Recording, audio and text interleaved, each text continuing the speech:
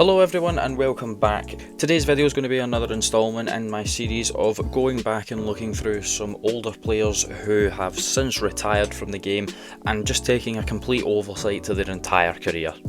And today I thought we would take a look at former French, Arsenal and Manchester City winger Samir Nasri. Now, Samir Nasri was a French winger who was born just north of Marseille in Temes-les-Vallons? I don't know. But given where the area was, Nasri would come through at the Academy of Marseille. Incredibly talented, playing in the number 10 position. Nasri was wanted before he'd even played a professional game of football by a lot of Premier League sides, including Arsenal, Chelsea, Liverpool and Newcastle. Given this and the fact that Marseille didn't want to lose out on Nasri for nothing before he'd even played a game, they offered him a 3-year professional contract. Nasri would be promoted to the club's reserve team and would make his debut within the first team in this season during 04-05, and would actually go on to play up to 25 games for Marseille in his debut season. In the 05-06 season, Marseille were boosted by the joining of Djibril Cissé and Franck Ribéry, but Samir Nasri would still go on to make a fair amount of appearances for Marseille at the time. He would play 30 games for the club, but would only score the 1 goal. But he did make his debut in Europe this season as well. And Nasri would be given a contract extension of 2 years at the end of this season. And this would be an exceptionally good season for Samir Nasri. He was well established within the Marseille team by this point. He wouldn't win anything in his time during Marseille, so I don't have any cup trophies or league title wins to tell you about. But in the 06-07 season, Nasri would make up to 50 appearances, 37 of them being in the league. He was awarded the Young Player of the Year award and named into the Team of the Year. And despite being teammates with Franck Ribéry, Samir Nasri was actually voted the club's Player of the Year by supporters, receiving up to 62% of the votes. And going into the 07-08 season, which would be his final season with Marseille, Franck Ribéry would depart Marseille for Bayern Munich. This meant that Samir Nasri going forward was going to be the focal point of Marseille's attack. He would have a very impressive season.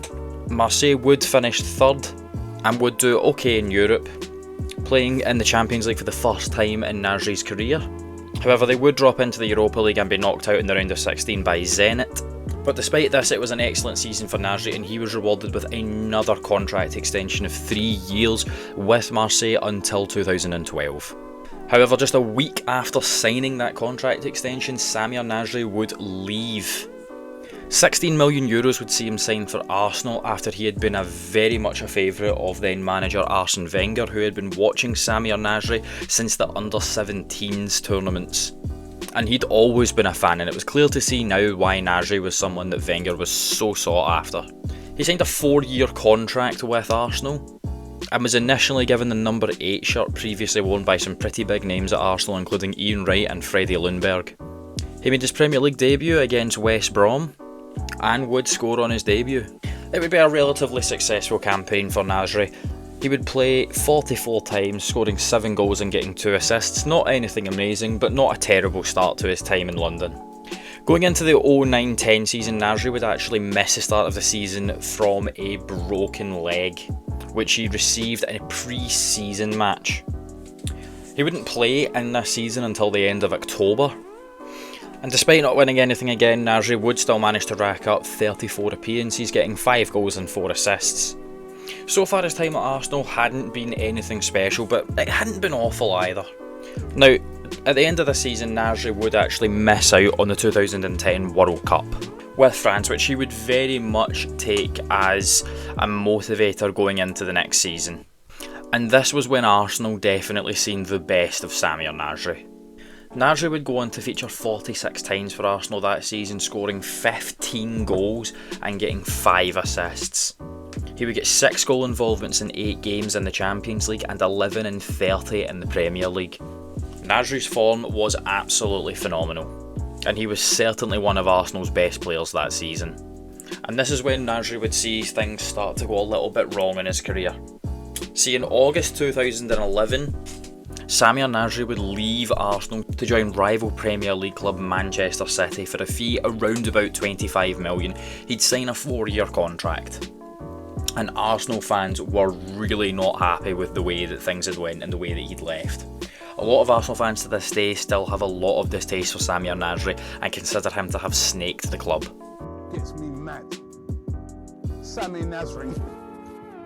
Nasri's time at Arsenal probably hadn't went as well as he would have wanted, but especially off the previous season, he was well established at Arsenal. He was considered a role model and a magician by his teammates. However, he would not win anything during his time at Arsenal, and his ambition was one of the main reasons that's seen him leave to go to Manchester City. And it's hard to argue with it. In his first season in Manchester, he would play 45 games in total, scoring 6 goals and getting 9 assists. All but one of those goal involvements would come in the Premier League. He would also feature in the Champions League and the Europa League, but in the 2011-12 season, Manchester City would win the Premier League title. So immediately, it looked like it had already paid off for Nasri. He was a Premier League winner. The following season would see equally good results for Nasri. Not quite as good as last season, he would play 7 less games, but would only register 1 less of a goal involvement. 5 goals and 9 assists. Manchester City wouldn't win the league title that year. However, the following year was arguably the best year of Samir Nasri's career. In the 2013-14 season, Nasri would feature 46 times for Manchester City. He would register 11 goals and 11 assists. Of his 22 goal involvements, only 3 didn't come in either the Premier League or the Champions League. And in 2013-14, Samir Nasri with Manchester City would win a double, picking up his 2nd Premier League title and winning the League Cup. 2014-15 would be Nasri's last chance pretty much to really showcase what he had to offer Manchester City. He would rack up 33 appearances, only 10 goal involvements though, 3 goals and 7 assists. Once again, all of those came in either the Premier League or the Champions League. A goal involvement just over every 3 games. It isn't terrible, but it wasn't quite the expectations that Manchester City had, especially considering they were just 2 years out from a particular Pep Guardiola joining. And in the 2015-16 season, it looked like he had failed his final audition for the club. In 2015, Pellegrini confirmed that Nasri would miss up to 5 months of football because of a tendon injury. As a result, throughout the 15-16 campaign, Nasri would only play 13 games. He did rack up 4 goal involvements in those 13 games though, all of them in the league. But it wasn't enough to save him. The following season, Guardiola would come in and Nasri would play the first league game of the season. However, he would be loaned out to Sevilla for the season. And he would actually be quite good for Sevilla. According to FotMob, across his 30 games he played for Sevilla in the 16-17 season, he registered 6 goal involvements and an average match rating of 7 out of 10. 5 of those games he would also play were in the Champions League. However, for whatever reason it may have been, it wasn't enough for Sevilla to consider signing Samir Nasri permanently. And in August 2017, Nasri would leave Manchester City and English football. He would sign a 2-year contract for a reported €3.5 million fee with Turkish side Alantaspor.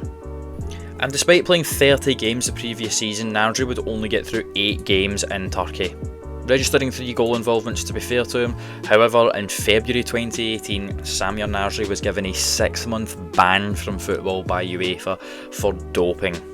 These were for offences committed in December 2016. A 6-month ban was bad, but not awful. However, it was made much worse. Later in the year, in August, Nasri's ban was increased by a further 12 months following an appeal.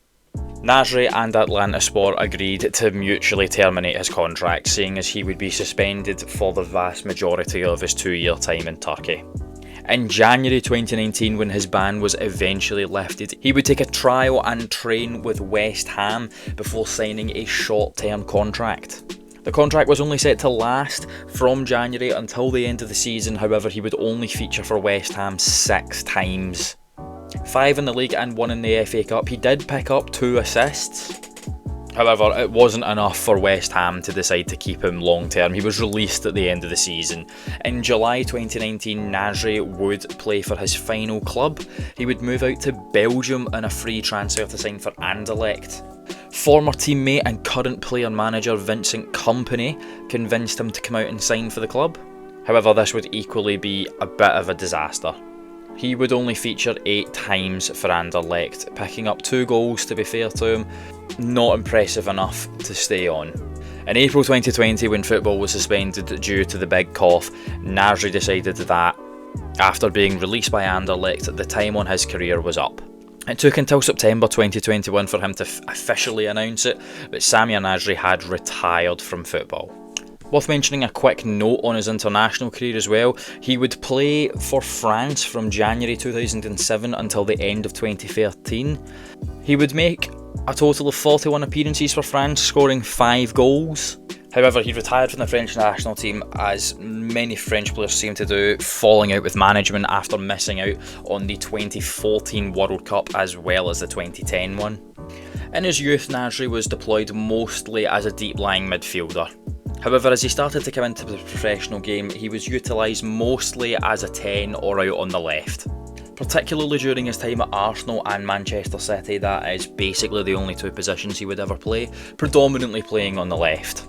He could play as a skillful winger or in a playmaker role. He had great vision, passing and technical skills. A great ability to understand the game, and that ability caused him to win 2 Premier League titles, rack up over 300 appearances in English football, and over 40 caps for France. Despite the distaste for him at Arsenal, I'm sure Manchester City fans and Marseille fans will have no issue looking back on Samir Nasri fondly. A player who was definitely interesting during his time in England, and a player who was definitely great to watch. I don't think I've paid much attention to Samir Nasri since 2019 when he was at West Ham all of a sudden. And despite the blip in his career of receiving that doping ban, Nasri for the most part was a great player to watch. And a really good player to go back and research. I very much enjoyed this one. Let me know in the comments below how much you remember of Samir Nasri. What club do you associate him most with? I feel like for most people it will be Arsenal, however for me I would have to say Manchester City. I always enjoy getting to research and going back through some of these older players. If you guys have any suggestions in the comments for who you'd like to see me do this for next, please let me know. Thank you to everyone who's made it this far into the video, and I will see everyone in the next.